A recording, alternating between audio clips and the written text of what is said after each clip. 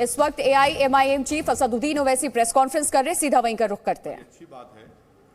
और जो फाजिल जज साहब ने, ऑनरेबल जज साहब ने हिजाब के फेवर में जजमेंट दिया है, उन्होंने जो अभी तक जजमेंट अपलोड नहीं हुआ है, जो मीडिया से जो हमने पढ़ा है, ख़ास तौर से लाइव लॉ हो या बार एंड बेंच हो, जिसमें उस जज साहब ने कहा है कि the main thrust of my judgement is the entire concept of ERP was not essential to the dispute. और उन्होंने कहा है कि कर्नाटका हाई कोर्ट ने, the high court took a wrong path, it is ultimately a matter of choice and article 14 and 19। तो ये बात justice Dhulia साहब ने कही है कि it is ultimately a matter of choice, कि ये अल्टीमेटली एक मैटर ऑफ चॉइस का हिस्सा है। और आर्टिकल 14 एंड 19 का उन्होंने हवाला दिया है।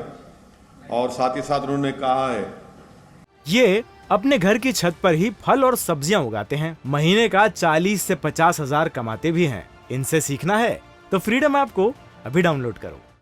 कि the foremost question in my mind was the education of the girl child. Are we making her life any better? It is common knowledge that a girl child, primarily rural and semi-rural, has a lot of difficulties. They have to do daily household chores before going to school.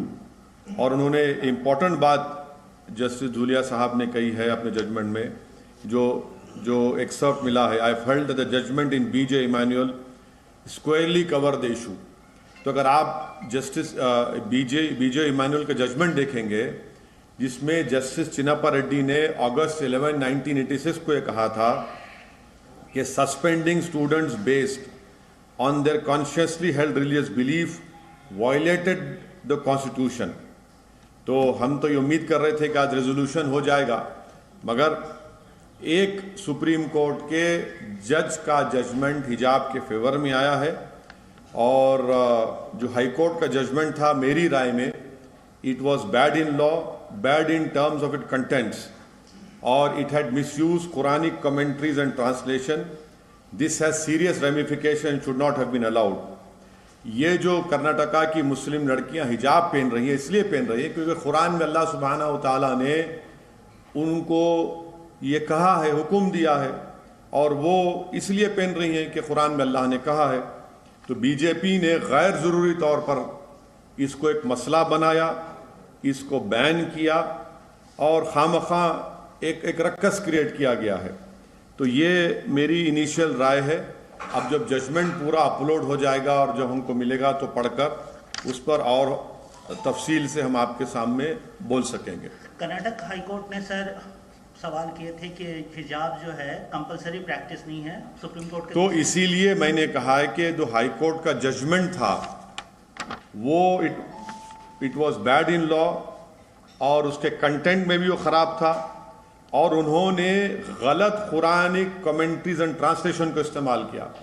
अब कुरान की एक आयत है, ला इकरा फिद्दीन, के दीन में कोई जोर ज़बरदस्ती नहीं है।